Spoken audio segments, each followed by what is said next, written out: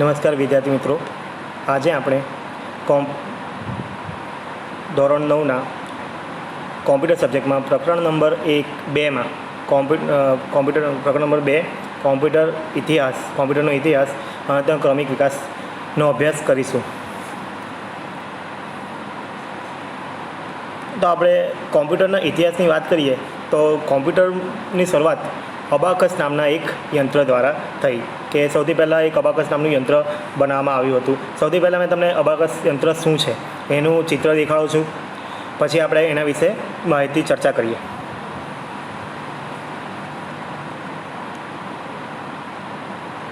તો મિત્રો, તમે જોઈ શકો છો અહીંયા કે આ અબાકસ છે યંત્ર, જે મણકાઓથી બનેલું યંત્ર છે. એક લાકડાની ફ્રેમ પર 9 આડા તાર અને એક ઊભો એટલે 9 ઊભા તાર અને એક આડા તાર દ્વારા બનાવેલું છે. અને આ જે ઊભા તાર છે એના ઉપર તમે મણકાઓ જોઈ શકો છો, બરાબર. તો આ મણકાઓનો ઉપયોગ દ્વારા આ યંત્ર સાદી ગણતરીઓ કરી શકતું હતું, સરવાળા બાદબાકી જેવી ગણતરીઓ કરી શકતું હતું. ત્યાર પછી આપણે આગળ વધીએ કે બીજા કયા કોમ્પ્યુટર આવ્યા. તો ત્યાર પછી 1642માં એક પ્રથમ મૂળભૂત કોમ્પ્યુટરની રચના કરવામાં આવી, જેને બેઝ પાસ્કલે બનાવ્યું હતું, જે મર્યાદિત ગણતરીઓ કરી શકતું હતું. પછી ત્યારબાદ 1690માં લેબનીઝે એક યંત્ર બનાવ્યું, જે સરવાળા બાદબાકી, ગુણાકાર, ભાગાકાર અને વર્ગમૂળ પણ શોધી શકતું હતું. પણ આ યંત્રની મર્યાદા એ હતી કે તેમાં સૂચનાઓ યંત્રમાં જ વણી લેવામાં આવી હતી, એટલે યંત્રમાં જ દાખલ કરી દેવામાં આવી હતી. એટલે શરૂઆતમાં જ યંત્રમાં લખી દેવામાં આવી હતી, કે જેમાં ત્યાર પછી કોઈ ફેરફાર થઈ શકતો ન હતો. આગળ વધીએ. 1842માં ચાર્લ્સ બેબેજ નામના વૈજ્ઞાનિકે ડિફરન્સ એન્જિન નામના એક મોડેલની રચના કરી, ડિઝાઇન બનાવી હતી. આ યંત્ર એવું હતું કે જે કોઈપણ વ્યક્તિના હસ્તક્ષેપ વગર ગણતરીઓ કરી શકવા માટે સક્ષમ હતું. ત્યાર પછી ચાર્લ્સ બેબેજે 1833માં એનાલિટિકલ એન્જિન નામની એક યંત્રની રચના કરી. આજના જે અત્યારના કોમ્પ્યુટરો છે, અદ્યતન કોમ્પ્યુટરો, તે આ જ મોડેલ પર આધારિત છે. એટલે ટૂંકમાં આ જે એનાલિટિકલ એન્જિન હતું એણે અદ્યતન કોમ્પ્યુટરોને પાવર નાખવામાં મદદરૂપ છે. આ જે એનાલિટિકલ એન્જિન હતું તેમાં ગણતરીઓ કરવા માટે એરિથમેટિક યુનિટ હતું. આ ઉપરાંત ડેટા અને સૂચનાઓનો સંગ્રહ કરવા માટે પણ રચના હતી. આથી એટલે એનું મોડેલ કેવું હતું, આજના અદ્યતન કોમ્પ્યુટર જેવું જ હતું. આ કોમ્પ્યુટરોના વિકાસથી નવા કોમ્પ્યુટરો બન્યા, એટલે જ આ ચાર્લ્સ બેબેજને અદ્યતન કોમ્પ્યુટરના પિતા તરીકે પણ ઓળખવામાં આવે છે.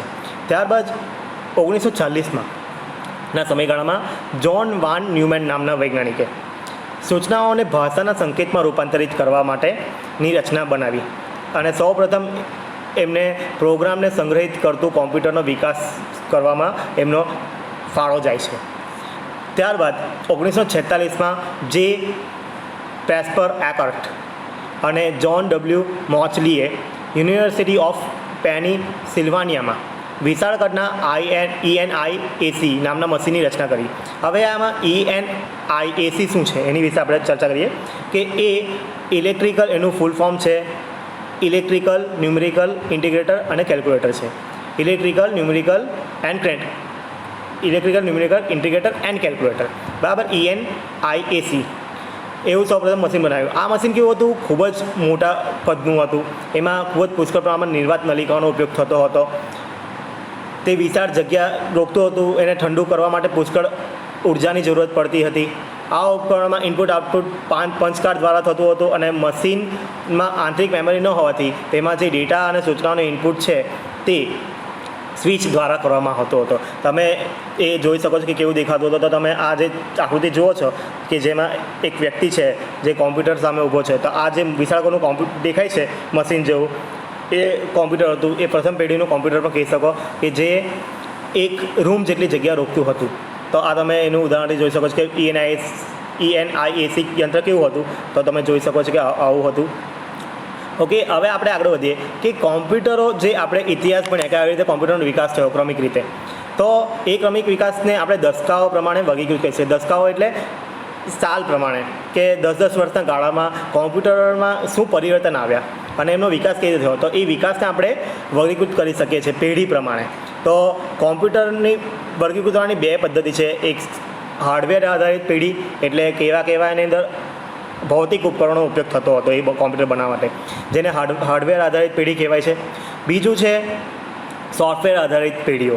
એટલે સોફ્ટવેર એટલે કે એ કોમ્પ્યુટર ચલાવવા માટે કેવા પ્રકારના વિનિયોગનો ઉપયોગ થતો હતો, કેવા પ્રકારનો અંદર વિનિયોગ ઉપયોગ થયો હતો, સોફ્ટવેરનો ઉપયોગ થયો હતો, એની વિશે વાત કરીએ. તો સૌથી પહેલી પેઢીના કોમ્પ્યુટરની વાત કરીએ કે ફર્સ્ટ જનરેશન કોમ્પ્યુટર્સ. તે એનો સમયગાળો કયો કહેવાય છે, તો એ 1945 થી 55નો સમયગાળો કહેવામાં આવે છે. પહેલી પેઢીના કોમ્પ્યુટરની શરૂઆત ENIACથી થઈ હતી.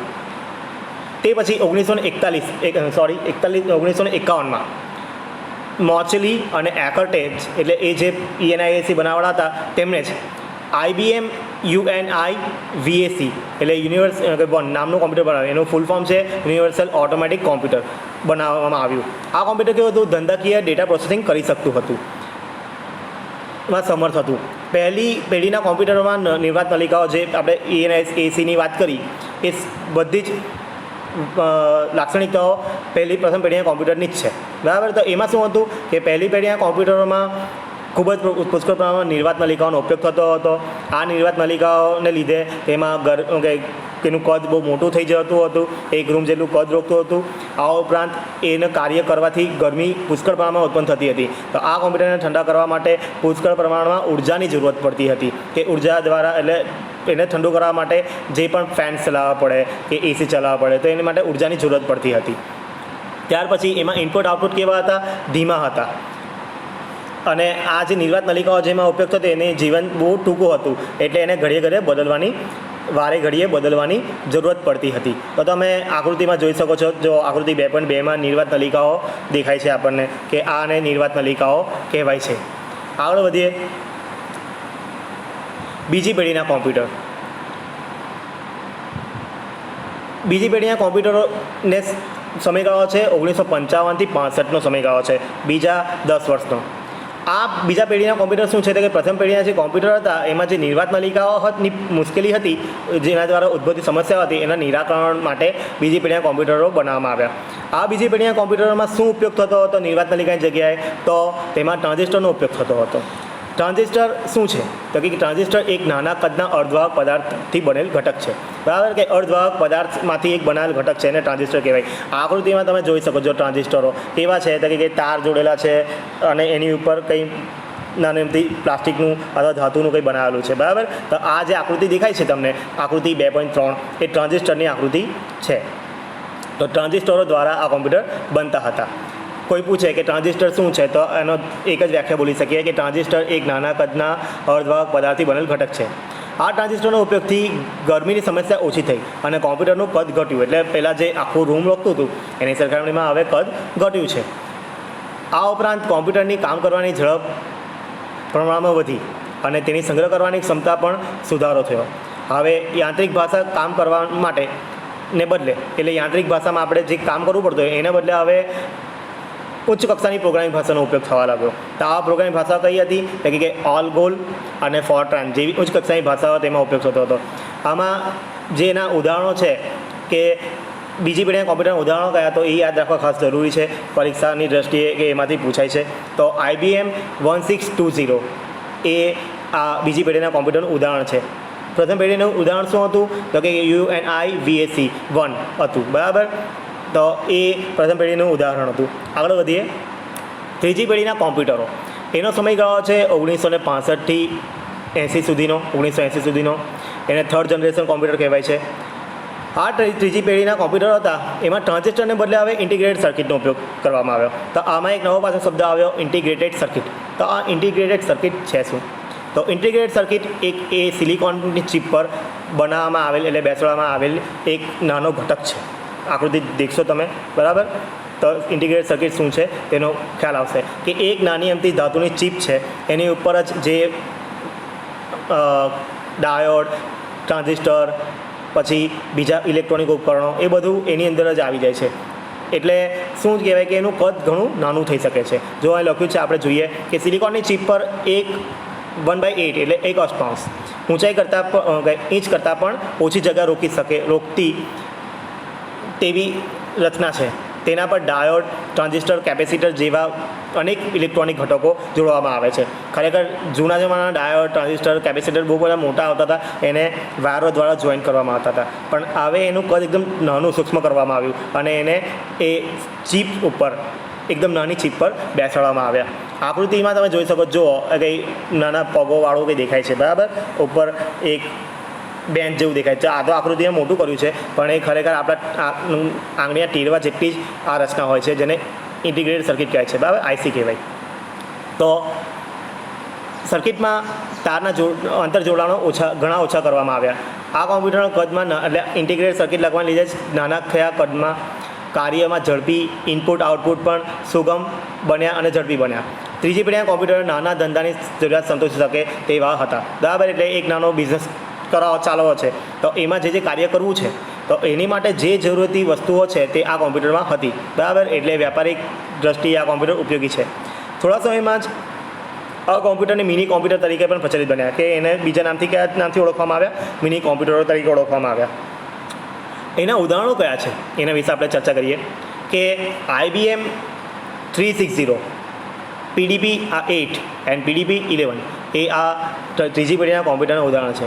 તો આ ઉદાહરણ યાદ રાખજો, જેવી રીતે મેં આગળ કીધું હતું એવી રીતે, કે પરીક્ષામાં બીજી પેઢીના, ત્રીજી પેઢીના કોમ્પ્યુટરના ઉદાહરણો પૂછાય છે. કે IBM 360 કયા પેઢીનું કોમ્પ્યુટર છે, તો તમારે જણાવવું પડે. અથવા એવું પણ પૂછી શકે કે ત્રીજી પેઢીનો નીચેનામાંથી કયું કોમ્પ્યુટર છે એ જણાવો.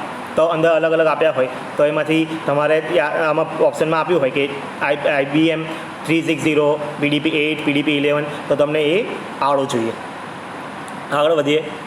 ચોથી પેઢીના કોમ્પ્યુટરો, જેનો સમયગાળો છે 1980 થી 89નો સમયગાળો છે. આ ચોથી પેઢીના કોમ્પ્યુટરમાં ખૂબ જ મોટા પ્રમાણમાં આઈસીનો ઉપયોગ થતો હતો. એટલે એક આઈસીની જગ્યાએ એવી હજારો આઈસીનો ઉપયોગ થતો હતો. આપણે જાણીએ છીએ કે એક આઈસી પર ટ્રાન્ઝિસ્ટર, ડાયોડ, બરાબર, કેપેસિટર વગેરેનો એક બનાવ્યું હોય છે, બરાબર. એક નાનું આઈસી, એક નાનું ઘટક બનાવ્યું હોય છે. તે એવા ઘણા નાના નાના ઘટકો કરીને 1000, 2000 આઈસીઓની એક વસ્તુ બનાવવામાં આવે છે, બરાબર. તો આને શું કહેવાય? આવું જે કાર્ય કરે એને શું કહેવાય? Very large scale integration, VLSI technology કહેવાય. VLSI ટેકનોલોજી કહેવાય, જેને પૂર્ણ નામથી શું કહેવાય? વેરી લાર્જ સ્કેલ ઇન્ટિગ્રેશન કહેવાય છે. આના કારણે આ એટલે આ પ્રકારના કોમ્પ્યુટર અતિશય ઝડપી, ખૂબ જ નાના અને ભરોસાપાત્ર બન્યા, બરાબર. કે એકદમ એનું કદ ઘટી શક્યું, પહેલાં કરતાં પણ ઘટ્યું. અત્યારે તમે જોઈ શકો છો અત્યારના કોમ્પ્યુટર કેવા છે, કે એ લેપટોપ છે, તો લેપટોપનું કદ આપણા જૂના ડેસ્કટોપ કરતાં નાનું જ છે ને. તો આવું બન્યું કેવી રીતે? તો એ આ VLSI ટેકનોલોજીને લીધે થયું. તો શું થયું? એક એનું કદ ઘટ્યું, આ ઉપરાંત તેની કાર્યક્ષમતા વધી અને ભરોસાપાત્ર થયા, એટલે હતા આ કોમ્પ્યુટરો. ચોથી પેઢીના કોમ્પ્યુટર થોડા જ સમયમાં વિવિધ કાર્ય કરતા અને પ્રતિક્રિયા આપતા યંત્ર મશીન તરીકે વિકસિત થયા. કે એ લોકો એકદમ ટૂંકા સમયમાં કાર્ય કરી આપતા હતા અને એકદમ ઝડપથી પ્રતિક્રિયા આપતા હતા. પહેલાં જે જૂના કોમ્પ્યુટર હતા તેમાં તમે કામ આપો તો ઘણો સમય લેતા હતા. પહેલી પેઢીના કોમ્પ્યુટર તો તમે એને કોઈ ટાસ્ક આપી હોય તો 1 દિવસ જેટલો સમય પણ લઈ લેતું હતું, બરાબર. બીજા દિવસે જ જવાબ આપે. તો એની શરૂઆતનો દોર હતો, સમય હતો. એટલે એની એક મર્યાદા હતી, પણ એ મર્યાદાઓ ત્રીજી પેઢીમાં ખતમ થઈ. આગળ વધીએ. આ પેઢીના કોમ્પ્યુટર ઉપયોગકર્તા સાથે વધુ મૈત્રીપૂર્ણ બન્યા, એટલે યુઝર ફ્રેન્ડલી, કે એને વાપરવામાં યુઝરને બહુ સરળતા રહી, કે એની અંદર બધું નોલેજ આપ્યું જ હોય, ઇન્ફોર્મેશન, કે આવી રીતે તમે કામ કરો, બરાબર. તો તમે એ રીતે તેના મેન્યુઓ ખોલીને આરામથી એનો ઉપયોગ કરી શકો. એટલે એને યુઝર ફ્રેન્ડલી કહેવાય. આગળ વધીએ. આ કોમ્પ્યુટરો હતા તે અંગત કાર્ય માટે પણ બહોળા પ્રમાણમાં ઉપયોગ થતા હતા, એટલે એને પર્સનલ કોમ્પ્યુટર નામથી ઓળખવામાં આવ્યા. તો જે આ ત્રીજી પેઢીના કોમ્પ્યુટર છે તેને બીજા કયા નામથી ઓળખવામાં આવે છે? પર્સનલ કોમ્પ્યુટર, PC તરીકે ઓળખવામાં આવે છે. જે બીજી પેઢીના કોમ્પ્યુટર તે બીજા કયા નામથી ઓળખવામાં આવતા હતા? મિની કોમ્પ્યુટર તરીકે ઓળખવામાં આવતા હતા. આના ઉદાહરણો કયા છે એ જુઓ. IBM PC અને Apple II એ અંગત કોમ્પ્યુટરોના ઉદાહરણ છે. ચોથી પેઢીના કોમ્પ્યુટરમાં ક્રાઈ શ્રેણીના સુપર કોમ્પ્યુટરનો પણ સમાવેશ થાય. તો ચોથી પેઢીના જે કોમ્પ્યુટર છે એમાં સુપર કોમ્પ્યુટરનો પણ સમાવેશ થઈ જાય. તો એનું એ ઉદાહરણ કયું છે? ક્રાઈ, CRAY, બરાબર. ક્રાઈ જે બોલો તે CRAY બોલાય. સુપર કોમ્પ્યુટરની પ્રક્રિયા કરવાની ક્ષમતા અને કિંમતની બાબતમાં સર્વોત્તમ છે કે એની જે પ્રક્રિયા કરવાની ઝડપ છે તે અતિ ઝડપી છે. બીજું શું છે, એ કિંમતમાં મોંઘા હોય છે, બરાબર. એ એની લાક્ષણિકતાઓ છે. આ કોમ્પ્યુટર કેવા છે તો એ 1 સેકન્ડમાં અનેક અબજ ગણતરી કરવા માટે સક્ષમ છે. આ કોમ્પ્યુટરનો ઉપયોગ ક્યાં થાય છે તો કે આ કોમ્પ્યુટરનો ઉપયોગ શેર વિશ્લેષણમાં, શેર માર્કેટમાં કેટલા બધા લોકો શેર રોકે, દુનિયાભરના લોકો શેર રોકતા હોય તો એ શેર વિશ્લેષણ કરવા માટે આ કોમ્પ્યુટરનો ઉપયોગ થાય છે. આ ઉપરાંત હવામાનની આગાહી કરવા માટે ઉપયોગ થાય છે. આ ઉપરાંત અન્ય જટિલ ગૂંચવણભરી ગણતરીઓ કરવા માટે પણ આ કોમ્પ્યુટરનો ઉપયોગ થાય છે. જેમ કે સ્પેસ શટલને મોકલવું છે તો સ્પેસ શટલ આટલા સમયમાં ક્યાં પહોંચશે, કેવી રીતે પાછું આવશે, એના ડેટા કેવી રીતે કરશે. તો આ બધી ગણતરીઓ છે તે સામાન્ય કોમ્પ્યુટર દ્વારા નથી થતી પણ સુપર કોમ્પ્યુટર દ્વારા થાય છે, બરાબર. એનું નામ જ સુપર કી છે. સુપર એટલે પુષ્કળ ગણતરીઓ કરી શકે તેવું યંત્ર એટલે સુપર કોમ્પ્યુટર. આગળ વધીએ.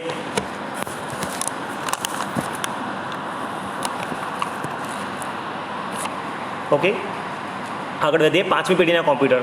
તો 5મી પેઢીના કોમ્પ્યુટરનો સમયગાળો શું છે તો કે 1989થી કરીને આજ દિન સુધીનો સમયગાળો છે. આ પેઢીના કોમ્પ્યુટર કયા છે તો કે પ્રક્રિયાની ઝડપ, ઉપયોગકર્તાની સાથે મૈત્રીપૂર્ણ વ્યવહાર અને કોમ્પ્યુટર નેટવર્ક સાથે જોડાણ. આ બાબતમાં 5મી પેઢીના કોમ્પ્યુટર વધુ બુદ્ધિમાન બનાવે છે. કઈ બાબત કીધી કે જો આજના કોમ્પ્યુટર છે તેની ઝડપ કેવી છે, અતિ ઝડપ છે એટલે પુષ્કળ છે, બરાબર. મૈત્રીપૂર્ણ વ્યવહાર છે કે એને વાપરવા માટે સહેલા હોય છે. નાનું છોકરું પણ વાપરે છે આજકાલ, તો તમે જોઈ શકો સ્માર્ટફોન છે વાપરે છે ને.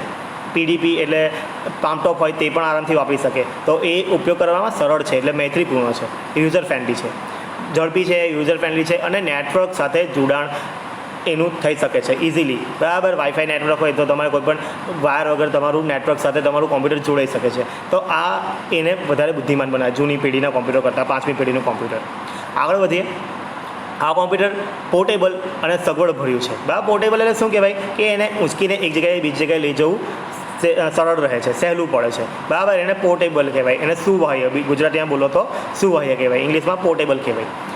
આગળ વધીએ. 5મી પેઢીના કોમ્પ્યુટર મુખ્ય લાક્ષણિકતા શક્તિશાળી ડેસ્કટોપ.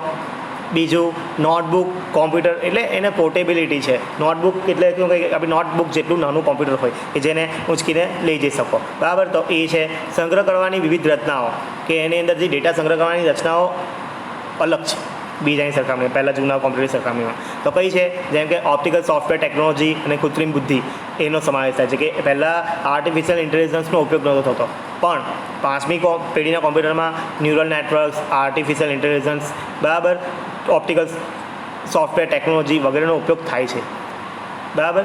આનું ઉદાહરણ વાત કરીએ કે 5મી પેઢીના કોમ્પ્યુટરના ઉદાહરણો કયા છે તો કે IBM નોટબુક, પેન્ટિયમ PC અને પરમ 10000 એ 5મી પેઢીના કોમ્પ્યુટરના ઉદાહરણો છે.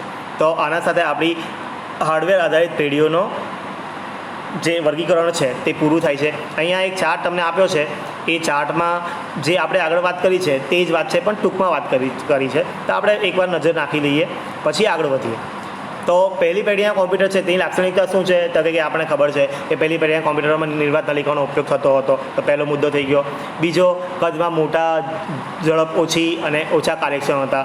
પંચ કાર્ડનો ઉપયોગ થતો હતો અને વ્યાપાર માટે બિનઉપયોગી હતા.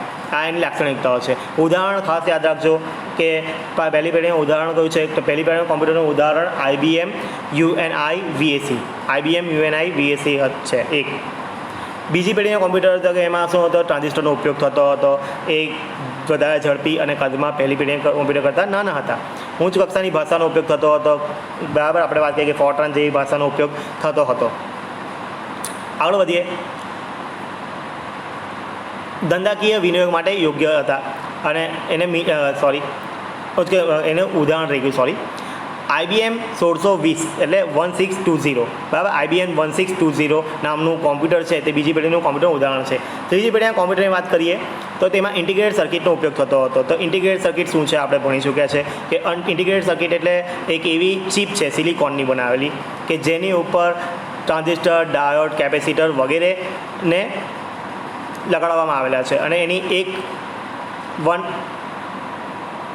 1/8 જેટલી નાની ઇંચ જેટલી એટલે 1/8 ઇંચ જેટલી સાઇઝ નાની સાઇઝમાં એ બધી વસ્તુઓને ગોઠવવામાં આવે છે અને એ જે રચના બનાવવામાં આવે છે એને શું કહેવાય આઈસી કહેવાય છે, ઇન્ટિગ્રેટેડ સર્કિટ કહેવાય છે. બરાબર, નામ જ છે સર્કિટ ઇન્ટિગ્રેટેડ એટલે એની અંદર સર્કિટ બનાવવામાં આવી છે. તો એનો ઉપયોગ થતો હતો ત્રીજી પેઢીમાં. વાપરવામાં સુગમ અને કદમાં નાના છે આ કોમ્પ્યુટર. ધંધાકીય વિનિયોગ માટે યોગ્ય છે કે વ્યાપારિક જે કાર્યવાહી કરવી છે એની માટે આ કોમ્પ્યુટર છે. આ કોમ્પ્યુટરને મિની કોમ્પ્યુટર તરીકે ઓળખવામાં આવે છે. આના ઉદાહરણો કયા છે એટલે કે IBM 360, PDP 8, PDP 11 આના ઉદાહરણો છે. ચાલો આગળ વધીએ. ચોથી પેઢીના કોમ્પ્યુટર એટલે કે વેરી લાર્જ સ્કેલ ઇન્ટિગ્રેશન સર્કિટનો ઉપયોગ કરે છે. બરાબર, કે સર્કિટ હતી આઈસી તેવી હજારો આઈસીનો ઉપયોગ કરે છે એક જ બોર્ડ ઉપર. ક્રિયા પ્રતિક્રિયા આપતું વિવિધ કાર્ય માટેનું યંત્ર છે. વિનિયોગનો ઝડપી વિકાસ થાય છે તે પ્રકારની સગવડ છે. વિનિયોગ એટલે એપ્લિકેશન કોઈ બનાવી છે પ્રોગ્રામ તો એ ઝડપથી બની શકે છે. અંગત કાર્ય કરવા માટે તેનો ઉપયોગ સરળ છે. નેટવર્કમાં સહેલાઈથી તેનો ઉપયોગ કરી શકાય છે. આ એની લાક્ષણિકતાઓ છે.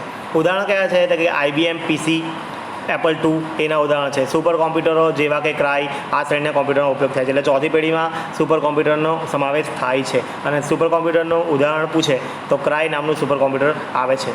આગળ વધીએ પાંચમી પેઢી એટલે ચોથી પેઢીથી પણ આગળ વધેલા છે તે કોમ્પ્યુટર. તે કેવા છે? પોર્ટેબલ છે, અતિ આધુનિક સગવડો ભર્યા છે, પ્રક્રિયાની ઝડપ અતિશય વધારે છે કે એક જ સાથે ઘણી બધી પ્રક્રિયાઓ કરી શકે છે.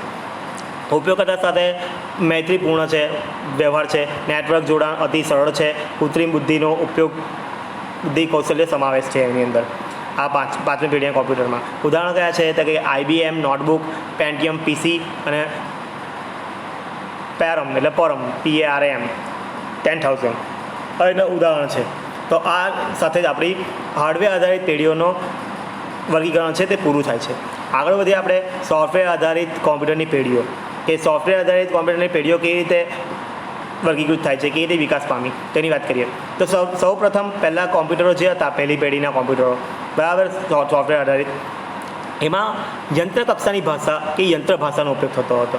હવે પ્રશ્ન એ છે કે યંત્ર ભાષા કેવી આવે તો યંત્ર ભાષા એને મશીન લેંગ્વેજ કહેવાય છે ઇંગ્લિશમાં કે જેમાં 0 અને 1 બે સિમ્બોલ અથવા બે સ્ટેટનો જ ઉપયોગ થાય છે એને યંત્ર ભાષા કહેવાય છે. આમાં બે જ અક્ષરોનો ઉપયોગ થતો હોવાથી એને દ્વિઆંકી એટલે બાયનરી લેંગ્વેજ ઇંગ્લિશમાં બાયનરી કહેવાય, ગુજરાતીમાં દ્વિઆંકી કહેવાય. તો દ્વિઆંકી ભાષાનો ઉપયોગ થતો થાય છે બરાબર મશીન લેંગ્વેજમાં. કોઈ પણ તમારું જે નંબર સિસ્ટમ છે તો એ કેટલા સિમ્બોલોથી ઉપયોગ કરે છે એનાથી એ નંબર સિસ્ટમ બને છે બરાબર. એને સંખ્યા પદ્ધતિ કહેવાય છે ગુજરાતીમાં. તો એ સંખ્યા પદ્ધતિ આપણે સામાન્ય રીતે દશાંકી સંખ્યા પદ્ધતિ વાપરીએ છીએ. તો આપણે દશાંકી કેમ વાપરીએ છીએ? કારણ કે આપણે કંઈ પણ આંકડો લખીએ છીએ એમાં 0, 1, 2, 3, 4, 5, 6, 7, 8, 9 તે એની માટે જે અલગ અલગ સિમ્બોલો ઉપયોગ કર્યા છે એનો ઉપયોગ કરીને આપણે કોઈ પણ આંકડો લખીએ છીએ એટલે એ દશાંકી છે. તો આ ભાષામાં બે જ ચિહ્નોનો ઉપયોગ કરીશું, સિમ્બોલનો ઉપયોગ કરીશું. એક છે 0 અને એક છે 1. તો એના દ્વારા જ આપણે કંઈ પણ કહેવું છે તો એ થશે એટલે એને બાયનરી લેંગ્વેજ કહેવાય છે. તો કોમ્પ્યુટર એક ઇલેક્ટ્રોનિક યંત્ર હોવાથી આ ભાષા તે સમજી શકે છે. આપણે ભાષા સમજવી અઘરી પડે કે કંઈ પણ લખ્યું હોય મોટી કંઈ વાક્ય અને એને બાયનરીમાં કન્વર્ટ કર્યું હોય તો એ તમને ખાલી 0, 1, 0, 1ના ફોર્મમાં જ દેખાતું હોય છે. તો તેને સમજવું મુશ્કેલ છે. પણ યંત્ર છે કોમ્પ્યુટર એટલે એ સમજી શકે છે અને એની સાથે એ ઝડપથી કામ કરી શકે છે. તો આ જે મશીન લેંગ્વેજ હતી એની તકલીફો કે પ્રોગ્રામરો હતા જૂના તેને એ મશીન લેંગ્વેજમાં એને આદેશો આપવા પડતા હતા જે મુશ્કેલ કામ હતું. તો એની જ મુશ્કેલી નિવારવા માટે આગળ બીજી પેઢીના કોમ્પ્યુટરનો વિકાસ થયો કે જેમાં એસેમ્બલી લેંગ્વેજનો ઉપયોગ થતો હતો. તો એસેમ્બલી લેંગ્વેજ શું હતી તો કે એસેમ્બલી લેંગ્વેજમાં એક નાના ન્યુમોનિક કોડનો ઉપયોગ થતો હતો. આ ન્યુમોનિક કોડ શું છે તો કે ચિહ્ન છે બરાબર. એક શબ્દ બનાવ્યો હોય અને એને નાખવાથી એ કોમ્પ્યુટરને કંઈ આદેશ આપે કે તું આવું કંઈ કર બરાબર. મૂવ રજિસ્ટર ઇન્ફોર્મેશન કે move to data to from A to B એવું કંઈ આદેશ હોતા હોય બરાબર. તો રજિસ્ટર એમાંથી રજિસ્ટર બીમાં એ ડેટા જાય એવી રીતે એક નાના સૂચનાઓ આપવા માટેની એ ભાષા હતી. એને શું કહેવાય છે? Assembly language. તો આ એસેમ્બલી લેંગ્વેજમાં નેમોનિક્સ કોડ, તો આ શબ્દ યાદ રાખજો કે નેમોનિક્સ કોડનો ઉપયોગ થતો હતો.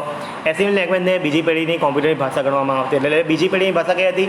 એસેમ્બલી ભાષા હતી. પહેલી પેઢીની ભાષા કઈ હતી? કોમ્પ્યુટરની યંત્ર ભાષા હતી. હવે આગળ વધીએ.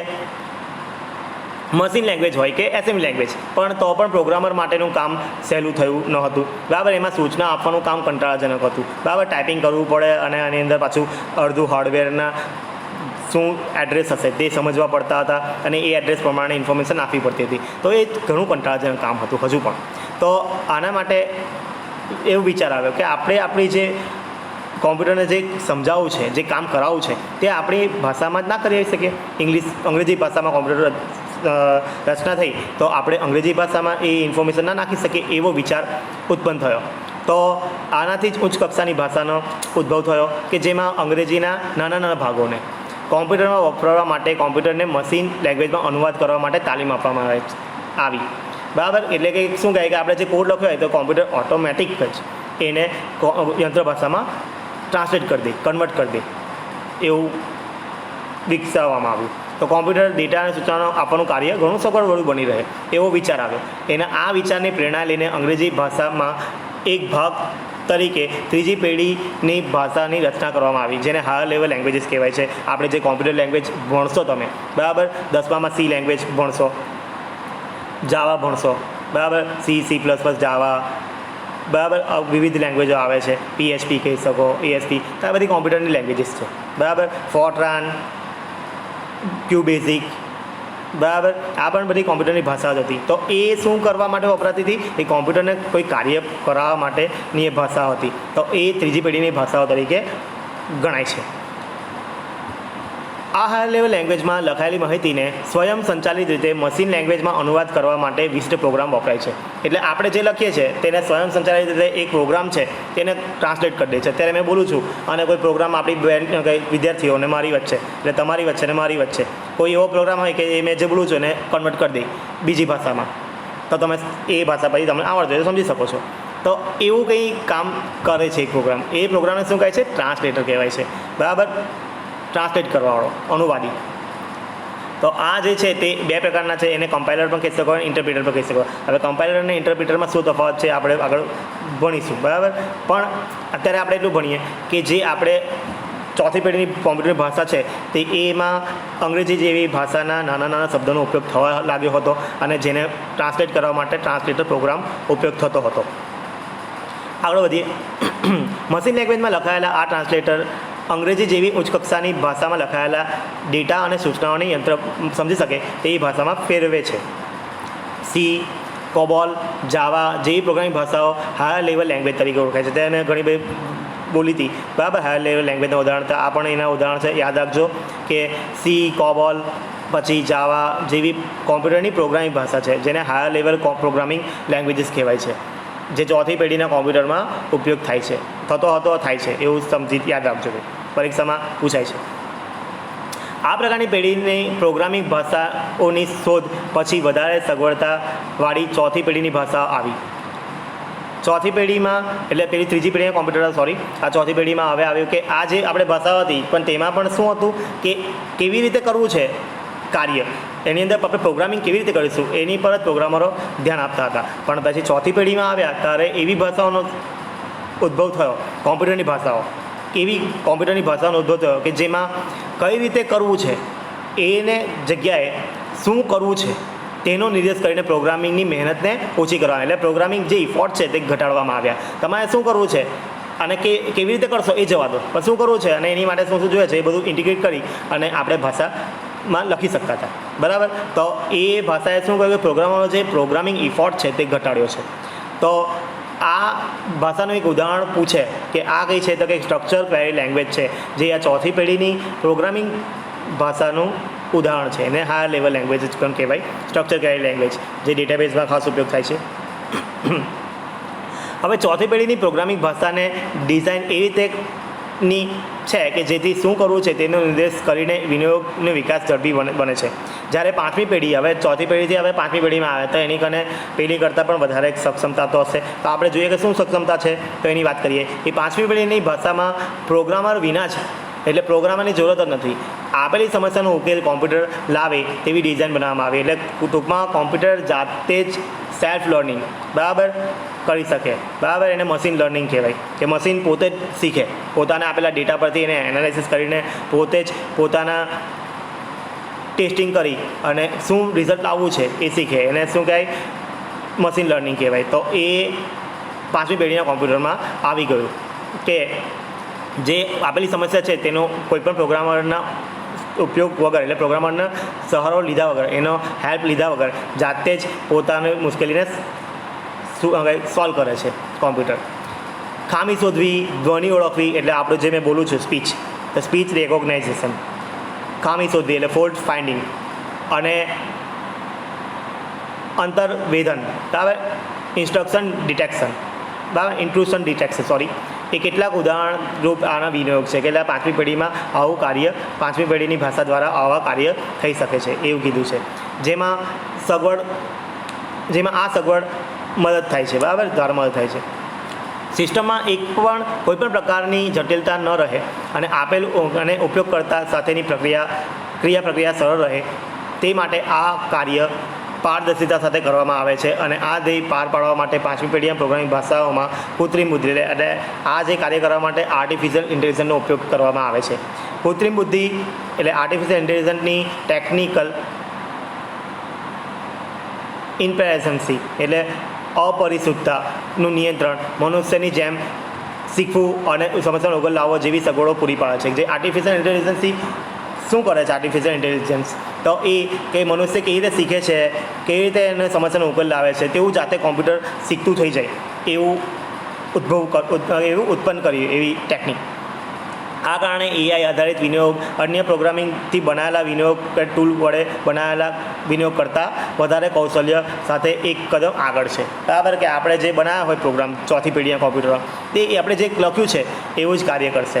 એ નવું કંઈ નહીં ડેવલપ કરે. પણ 5મી પેઢીના કોમ્પ્યુટરો કેવું કરશે કે એ જે તમે લખ્યું છે તે તો કામ કરશે જ, પણ સાથે સાથે એને જે ડેટાઓ મળે છે એની પર એ પોતાની રીતે એનાલિસિસ કરીને સમજીને બરાબર, મશીન લર્નિંગ એને કહેવાય કે જે પોતે જાતે સેલ્ફ લર્નિંગ કરવું જોઈએ. ત્યાં સેલ્ફ લર્નિંગ દ્વારા નવું શીખે છે બરાબર. તો આ એ બહુ મહત્ત્વનું પગલું છે કે જે કોમ્પ્યુટરને મનુષ્યની નજીક લાવવા માટેનું એક પ્રયાસ કહેવાય. મનુષ્યની વિચારશ્રેણી જે છે એ પ્રકારનું કોમ્પ્યુટર પણ વિચારતા થાય, તો એ એક પ્રયાસ કહેવાય 5મી પેઢીનું કોમ્પ્યુટર. તો આના સાથે કોમ્પ્યુટરની હાર્ડવેર આધારિત વર્ગીકરણ અને સોફ્ટવેર આધારિત વર્ગીકરણ પૂરા થાય છે. અહીંયાથી હું આજનો જે તાસ છે પીરિયડ તે પૂરો કરું છું. આગલા તાસમાં આપણે સોફ્ટવેરના પ્રકારો અને વિવિધ કોમ્પ્યુટરના પ્રકારો વિશે ભણીશું. જય હિન્દ, જય ભારત, ધન્યવાદ.